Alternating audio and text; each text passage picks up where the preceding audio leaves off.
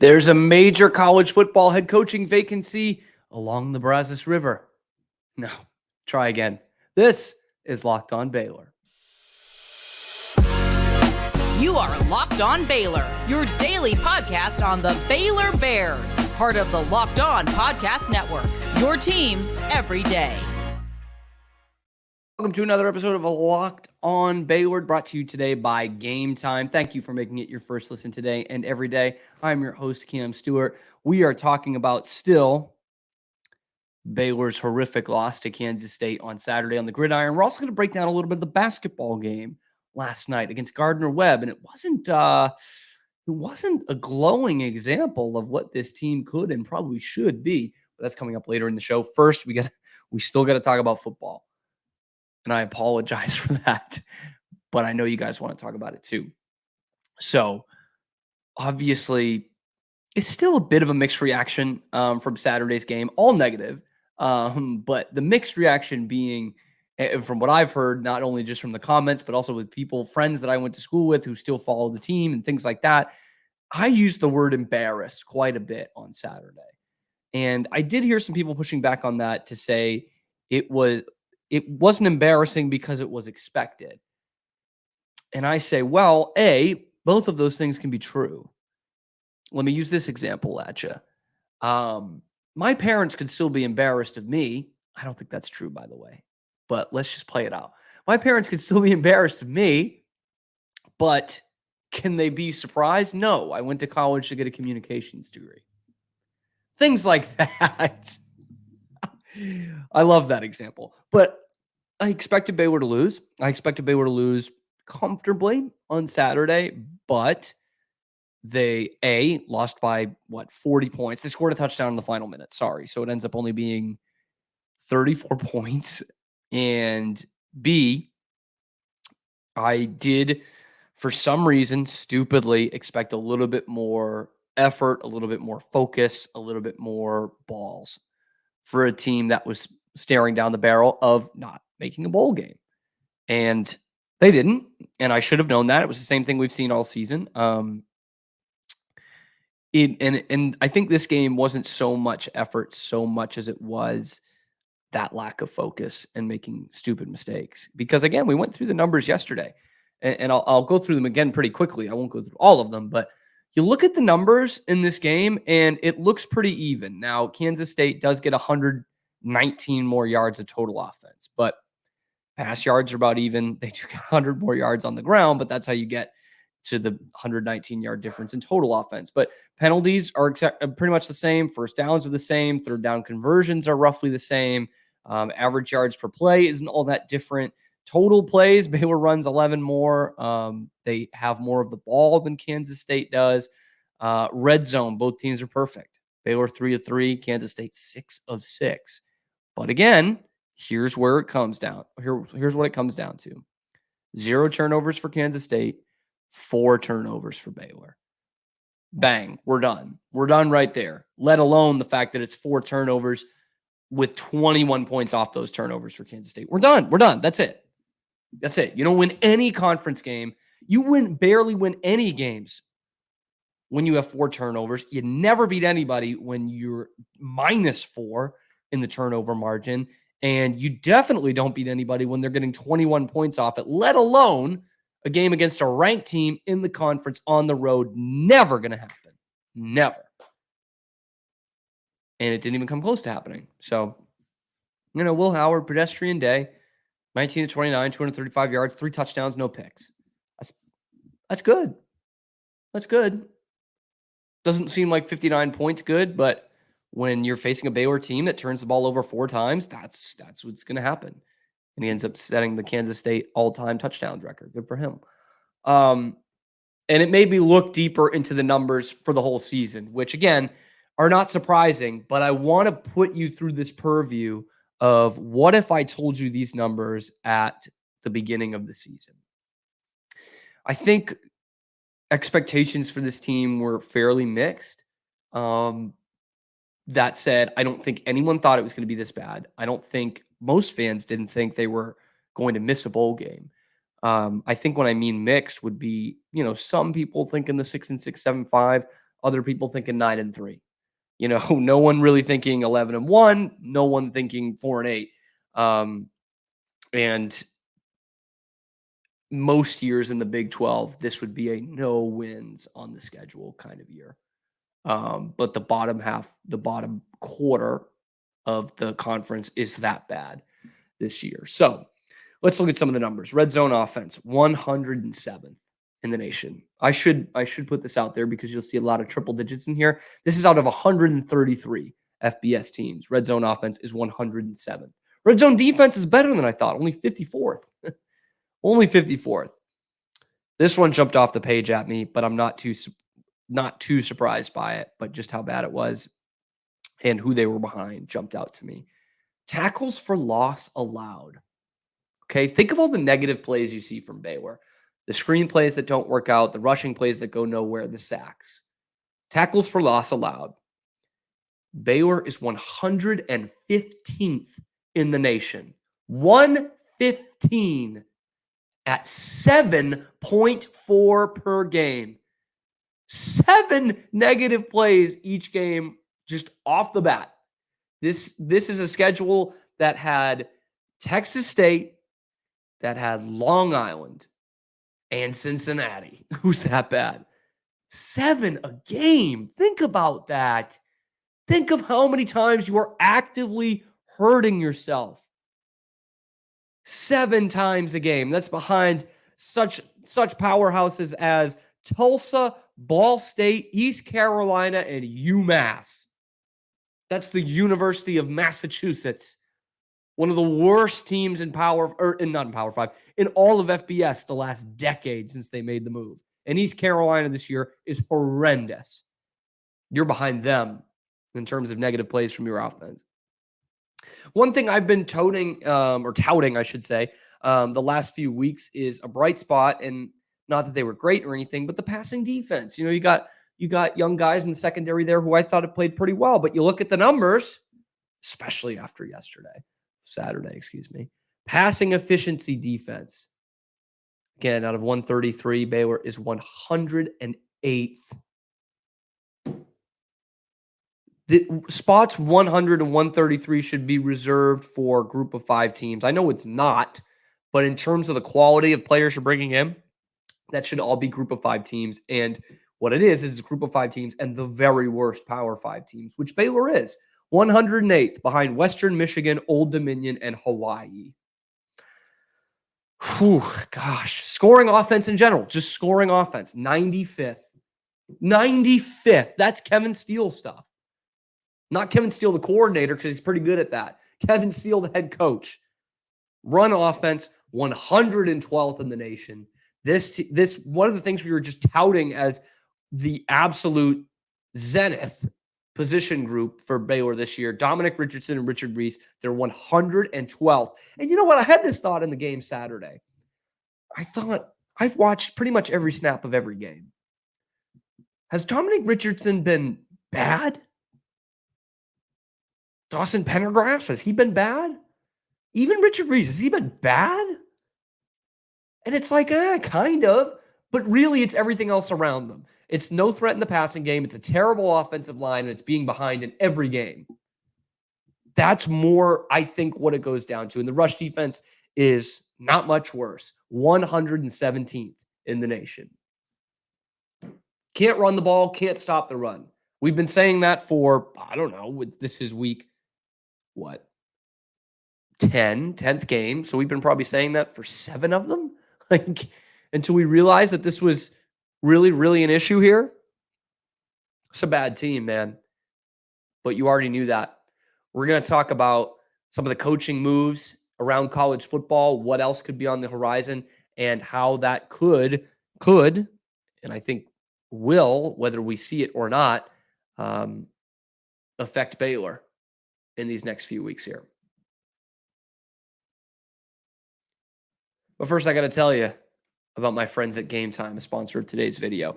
And I'm going through it now. I actually looked at this the other day. I was looking at that Baylor-Duke game in Madison Square Garden on December 20th. Look, I know it's tough. New York City, 5 days before Christmas. But I'm going home to Massachusetts. I'm like, we're going to make this work. My dad went to Duke. He named me after the stadium. I was a huge Duke fan growing up. Now I'm Baylor through and through. Let's make this work. And I go in to this other website. I don't know why I did that because it said there was ones that were relatively cheap, like under $100. And I was like, heck yeah, let's do this. Until I get to the checkout page and the fees put them up almost $100 more than they were listed on their website. And I said, whether you like the first ticket price or not, Gametime is the one you got to go to. It's got to be Gametime because they are not giving you that crap. They're not giving you all the hidden fees. They're showing you where all the seats are in there. I mean, you're going to see the view from your seats before you hit that purchase button, so you're never caught off guard. And that's what I love about Gametime. It is the easiest way to buy tickets, and it gives you the peace of mind. Because I'm not going to lie to you, I got the hope from that other website, and it was dashed down, and that is worse than not ever having the hope of what these actual game tickets are. So if you know a guy, please let me know who already bought their tickets from Gametime. Gametime is the place to go. Take the guesswork out of buying the tickets. You download the app, create an account, use code LOCKEDONCollege for $20 off your first purchase. Again, that is going to the Gametime app, redeem the code LOCKEDONCollege for $20 off. Terms do apply with that. Download Gametime today. Last minute tickets, lowest prices guaranteed. Okay, so of course the big news out of college football yesterday. There is, like I said in the open, there is a head coaching vacancy at a major college football program here in Texas, right on the banks of the Brazos River. And it's not Baylor. The Texas A&M Aggies are letting Jimbo walk out the door, which is good, And it shows me a couple of things about the Baylor situation that it is right now. So first and foremost, we'll get it out of the way. A&M overall is a more attractive job than Baylor. Absolutely. They've got a lot more money than Baylor does. I think Baylor plays poor a little too much, but A&M has endless bank accounts, right? Biggest buyout in history, $76 million for him not to coach there. It just feels like if they can get 76, you can get, 12 for Aranda? It feels like that, right?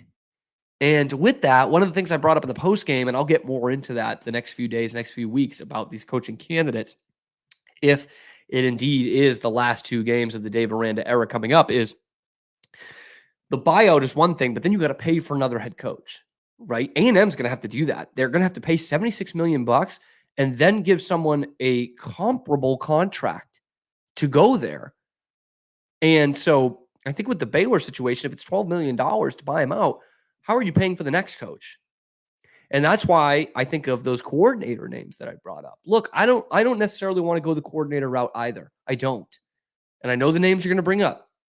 Kevin Steele and Dave Aranda versus the last two full-time coaches you hired that were already head coaches, Matt Rhoades and Art Briles. Pretty successful guys. So I do feel just in my gut that you got to go head coach after what we've seen here. But with the money, how competitive can you be? For a guy like Jeff Traylor, who got a pretty sweet deal at UTSA, he's getting paid all right and turned down the kind of contract that Baylor could offer from Texas Tech. If Baylor's out of money, I think Tulane will be able to put up some money to keep Willie Fritz. I think Texas State will be able to put up some money to keep G.J. Kinney there. And G.J. Kinney, in order to wait around and say, hey, next year, if I go to bowling with these guys again, or we compete for the conference championship, I'm looking at, obviously this won't be it, but an A&M type job rather than a Baylor type job.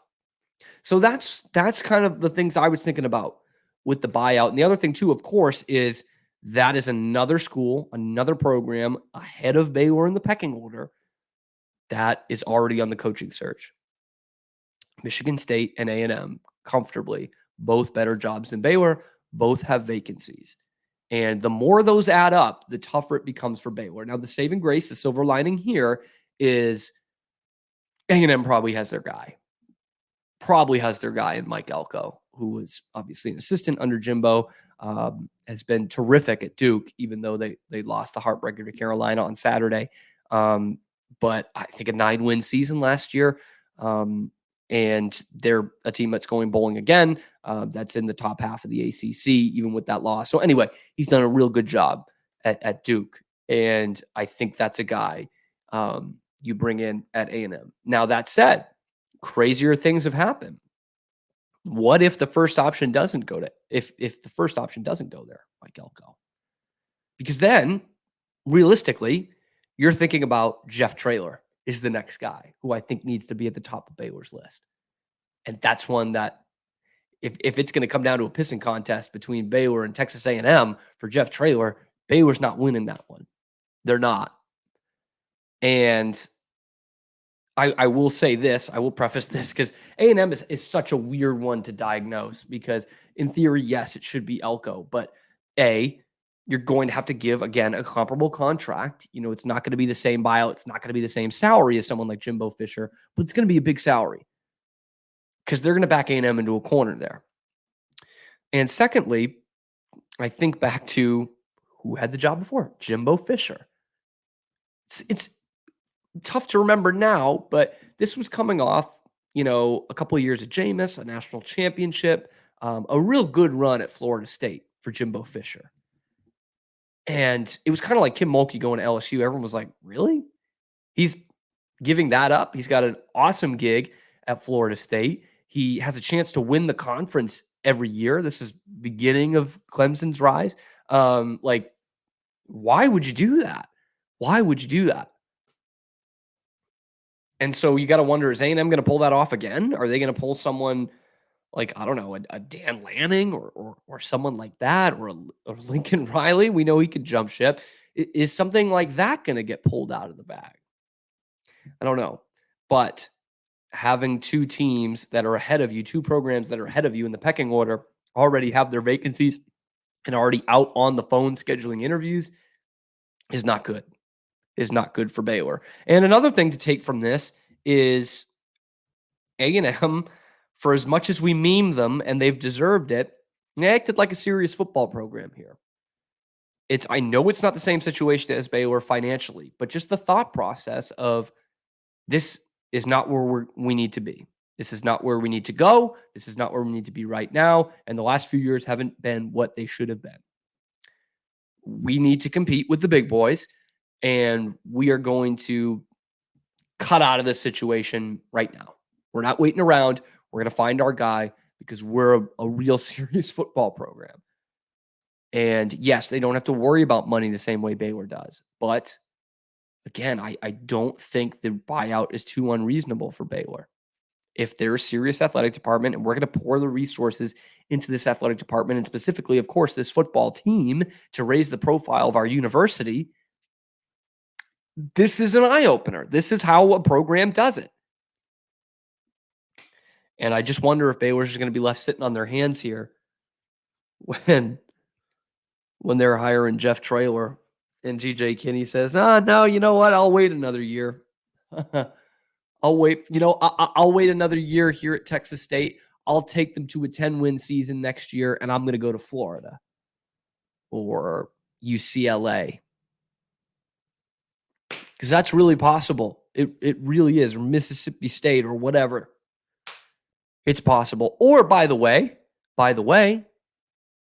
if let's just play out the scenario. Let's say Jeff Traylor does get hired at A&M and he announces it by the end of the month. And Baylor's still sitting pat and they're going to wait till after the bowl game, which would obviously be egregious.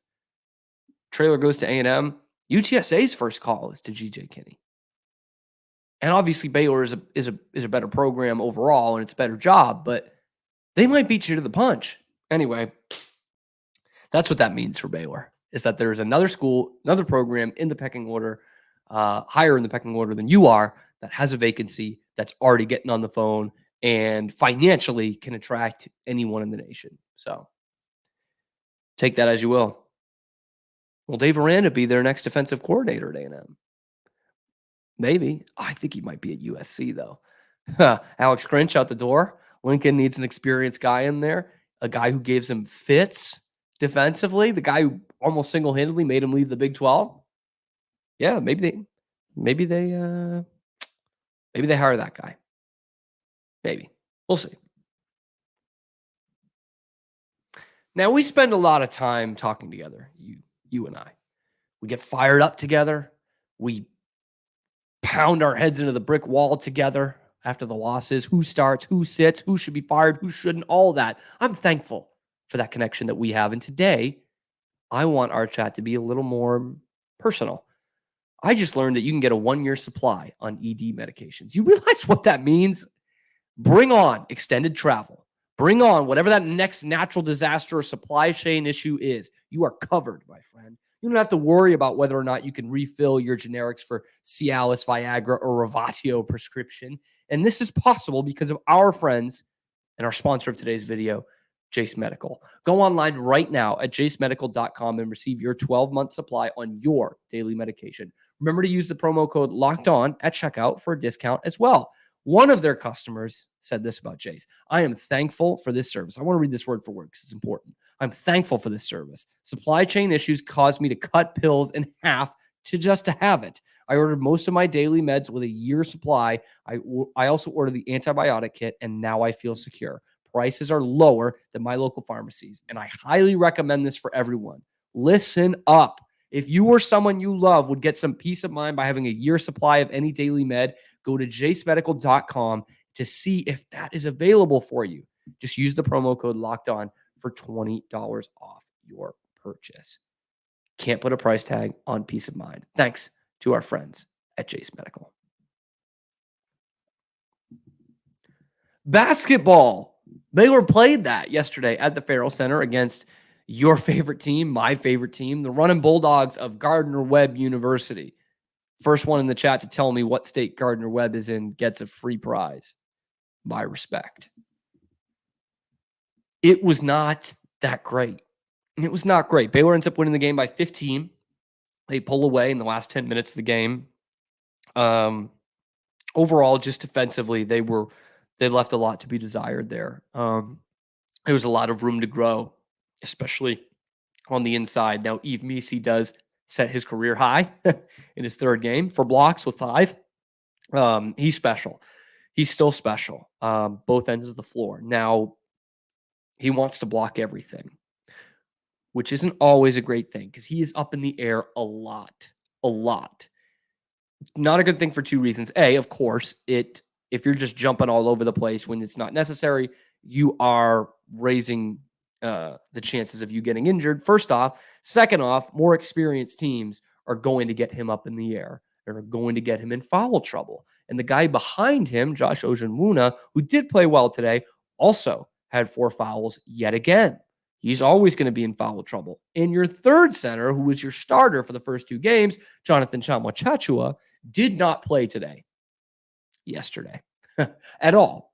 Didn't see the floor. He was dressed. He had sweatpants on with the basketball top, his jersey on, and did not play. I am concerned, obviously, mostly at his play, not just the fact that he didn't play. I'm wondering if he will last the season as a player on the roster. We've seen guys in the past who just can't come back from it quite well enough, and they end up hanging them up. Tristan Clark is the name that comes to mind. Now, he did end up playing at SMU, but it happens, and you can't blame him for that. And I'm sure it's something he's thinking through every day. But more experienced teams will expose that from Baylor. And Josh O and Yves Missi have the chance to be elite, like some of the elite rim protectors in the nation in this sport. And it just hasn't gotten there yet. It hasn't gotten there yet. I can't be the guy who's going to rip them apart for defense while also being the guy who a week ago said before game 1, hey, it might take some time for this defense to come around. It might take some time for this defense to come around. We've already seen more positives than we did last year. And Gardner-Webb did play pretty similarly to the way Auburn did in terms of pushing the tempo. Now, they didn't shoot the ball the way Auburn did. I think there were 2 combined 3-pointers made in this game. That's the big story here. Gardner-Webb made both of them. This was the first time in 1,032 games for Baylor basketball that they did not hit a three-pointer. That is incredible. Incredible. So this is why I think last year, even though this was a 15-point game this year, last year the defense wasn't good for Baylor either, but you might have seen them win by 23 because even on a bad game, they'd hit, 10 threes.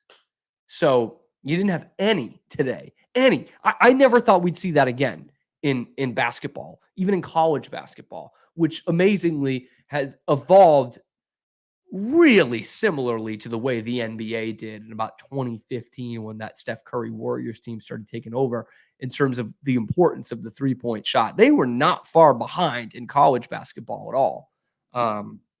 That's just the way the game is played today. And that was not the case for Baylor. They did not hit a single three.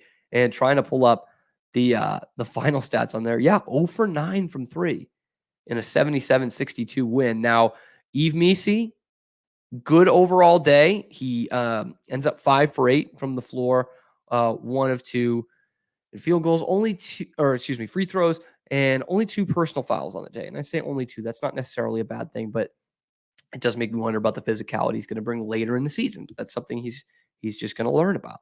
And one thing I made a note of, Yves Missi on the 4th block of the game was with 12:50 left, okay? And it was 48-48. Baylor was really struggling.